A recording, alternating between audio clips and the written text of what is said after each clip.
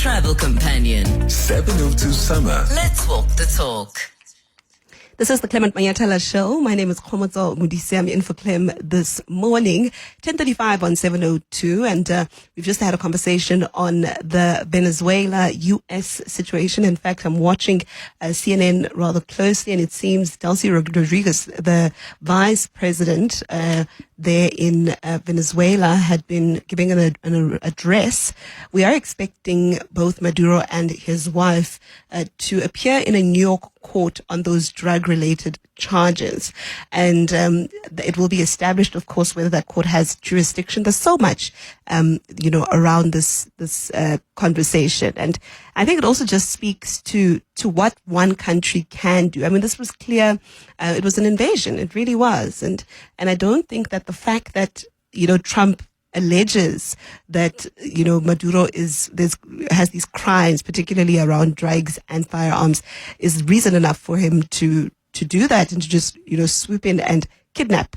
Really, it is. It's kidnapping. And I know that some of you have a problem with the use of the term kidnap. Maybe I should say capture, but that's exactly what it is. Of course, we are expecting or watching that meeting by the UN Security Council very closely, whether they'll come out and say something, give some sort of a directive, whether there'll be any votes. We're all watching that rather closely. And I do think that that's going to set lay the foundation, but also set the tone on how far Donald Trump can go without being held accountable. If this Security Council meeting results in nothing, which many of you have predicted, it will, result in nothing, calling the UN a toothless organization. If that's exactly what happens, then I think we might end up with a situation where there is, Donald Trump will feel emboldened. I suppose that's the term. He'll be rather emboldened, and he'll continue to do what he thinks he can do. In the next few minutes, we're going to be having a conversation around Cat Matlala. So you may remember that last week we saw Matlala being transferred from the Kgosi Mampuru prison in Pretoria. He was at the CMAX center, which is still rather tight in terms of security. It's the same prison where Thabo Bester is being held. And he was moved to eBhongweni, which is the country's supermax prison. Now, there were a lot of questions around that move, and correctional services didn't give us much, except the fact that, they have the prerogative, and it is their duty to protect other inmates and to make considerations around security. They spoke about how they've done security assessments, and they found the move to be fitting, right? And we then saw him being moved almost immediately to eBhongweni. Well, The Citizen has written a rather interesting story around the claims that are being made by sources around this, or the decision to move Matlala to eBhongweni. Yesterday, The Citizen going with the fact that the transfer was as a result of Matlala being too close to a correctional services official. Of course, this is a claim. It hasn't been confirmed by correctional services. I must say that we did try to reach out to Ngumalo, who declined to come on. And we did want a bit of clarity on whether this is the case and whether the allegations are true. Was he too close? And I think that that claim and those allegations have been making the rounds quite a bit ever since the decision by correctional services was made, particularly because we know Cat Matlala has the money, he's no ordinary prisoner, but correctional services remains tight-lipped on that. But we thought to give a bit of analysis on this story, and joining me for that is Thobani Zikalala, who is a political analyst. He's been weighing in on this matter in particular, and he joins us now on the line. Thobani, good morning. Good morning, Kgomotso, and good morning to your listeners. It's quite something here when we hear allegations or claims that officials in a prison may have been compromised, and that's why we are seeing the move of this prisoner to a supermax facility. I mean, it's a quite worrying thing, but is it unusual in the South African correctional service system that officials are compromised? Because, I mean, we've heard the stories in different correctional centers in the country where officials have been compromised. But in this case, I think the department has been very vague in terms of the reasoning behind why Cat Matlala was moved from CMAX in Kgosi Mampuru to a super maximum prison. There must be, for a prisoner to be moved there, he must have been a security threat, or there must be security threats around him, or he himself has been problematic in that space. And I think, of course, as much as the Correctional Service may not owe us a detailed explanation behind the reasons why Cat Matlala is moved to super maximum prison, but I think with the statement that they produced, I don't think that they've been very clear. They've remained very vague in that sense, which raises question marks as to the real reason why I think someone like that is moved. If someone is accused of an attempted murder, and of course we have not been appraised in terms of, not that the Correctional Service in terms of the operation owes us a deep explanation in terms of why, but we've not been appraised whether there's been real security threats or whether he himself, as part of his maybe allegations against him, is a danger to society and things like that. I don't think that has been raised, and I think there must be much more to the story than just a matter of a routine moving of the remanded detainees. Yeah, and I suppose also it should speak, I think this would speak, if the allegations are true, to just how powerful Vusmuzi Cat Matlala, seems to be, already being in CMAX, which is meant to be the tightest, just under Supermax. It speaks to his power as a prisoner. Yeah, of course. I think if the allegations again, which have been roaming around about him, are to be true, he is no ordinary criminal. But how many the remanded detainees are like that in this country? South Africa is a crime-ridden society, and there's a lot of organized crime going around, which means there are a lot of dangerous criminals which are held in our prisons. There must be some reasoning above the fact that one is a dangerous criminal or an alleged dangerous criminal, than just to say, just because he's got allegations on him, just because he's Cat Matlala, therefore he deserves to be moved to super maximum. That's why my point is there is more than meets the eye here, and I think the department, if they really want to make us believe that they have a reason, then they must give us that reason. But if they believe that for operational reasons, as I've said, we don't deserve to have a reason, then don't give us a reason. But this justification that these things happen, as they've said in their statements, I don't think I buy that. There must be something that happened.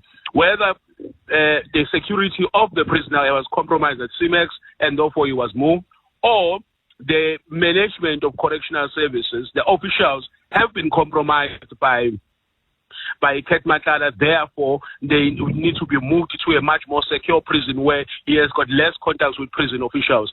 There must be a particular explanation, and I don't think this explanation we've been given gives us any hope that what they're saying it may be true. And of course this will impact, as they have said in their statement, that it will not impact in his appearances in court and the like. But of course, if you look at the fact that the court is in Gauteng, the super maximum is in deep KwaZulu-Natal in the south in Kokstad, you've got those distances. And of course also just the crowd around this man.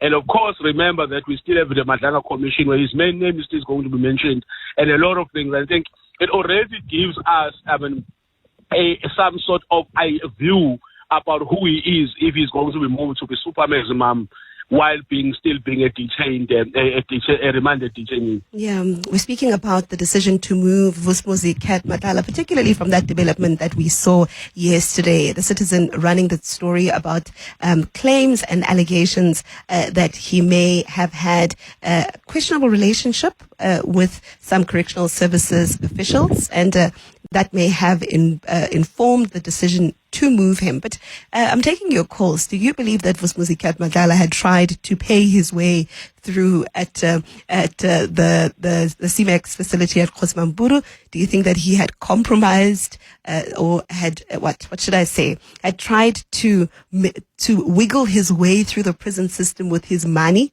Is that something that you think he tried to do, and that informed the decision to move him?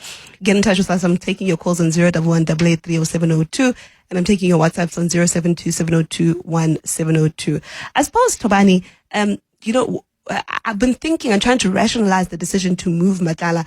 My understanding is that he had not been in prison in recent times. His arrest that happened last year was his first arrest, I think, since 2002, if I'm not mistaken, when he was arrested for a robbery-related charge. Now, the fact that he can get into prison now and meet prison officials that he's never met before, it's not like he's familiar with these people, it's not like he knows them, and he allegedly spends, or uses his money to be able to circumvent the system is so telling. What makes them think he can't do the same thing at ePhongweni?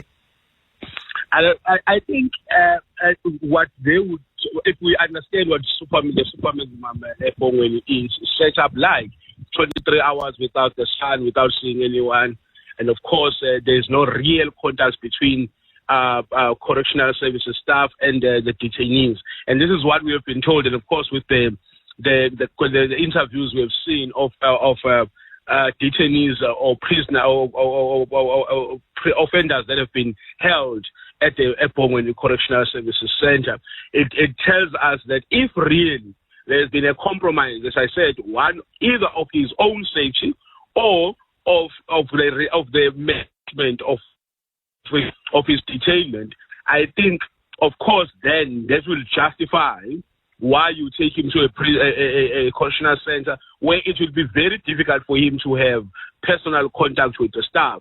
And of course, if the allegations again are true about who Cat Matlala is, right, and how much influence and money he has, it is not surprising that he will be able to get through to one or two of correctional services staff, because this has happened with what we call criminals or alleged criminals with far more less influence than him, as it has allegedly been put in the public.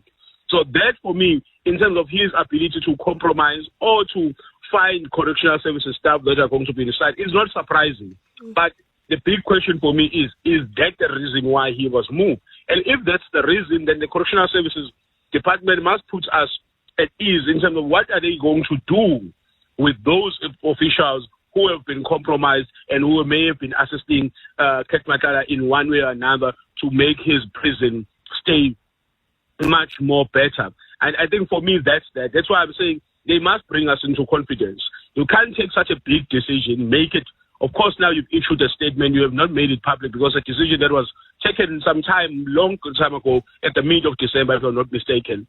But because it has now been under public scrutiny, you've offered an explanation. But your explanation simply says because of the law, you reserve the right to move prisoners for different reasons, managing numbers, managing security and all those things.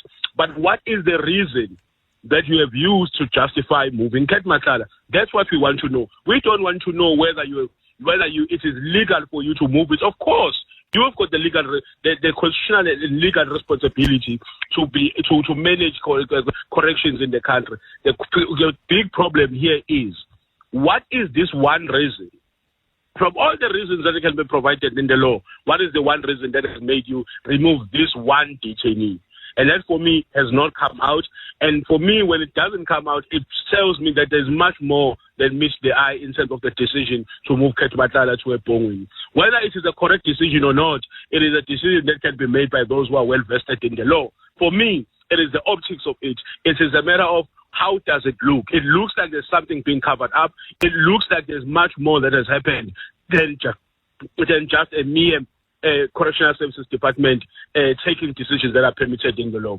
All right, let's take some of your calls. I'm taking calls on 011-883-0702. Papas, you're in Bedford View. Good morning. Please go ahead. Okay, Mama. Good day, Papas. Sure, Mama.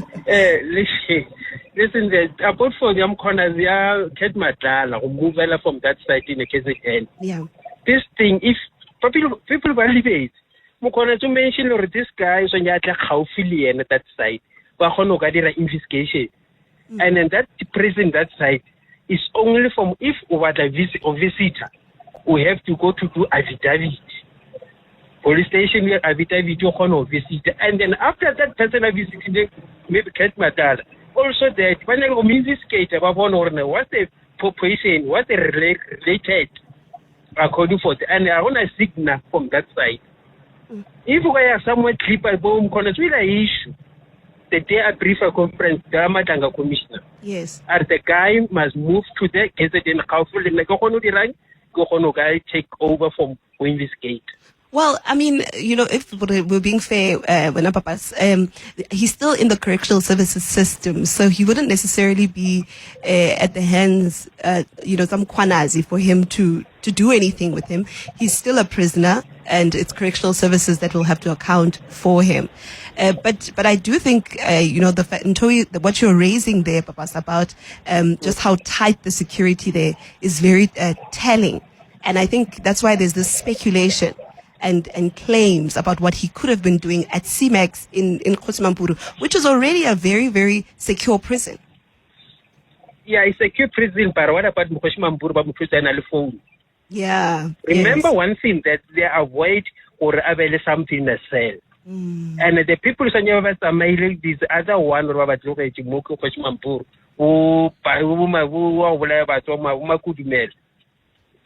It's the people who are supposed to go in there. But they're still operating there. So Magurumane, my understanding Magurumane, she's in Kokstad, but I think Ora Tabo Best, and Tabo Best. Tabo Best. Yes, they're supposed to be in that side. Yeah. Babas, thank you so much for your call. Yeah, he's pointing out something that's important there, that already at Kgosi Mampuru, Cat Matlala was caught with the cell phone. Remember, I think it was the day after that press briefing by Mkhwanazi where we saw Matlala, where we saw that raid.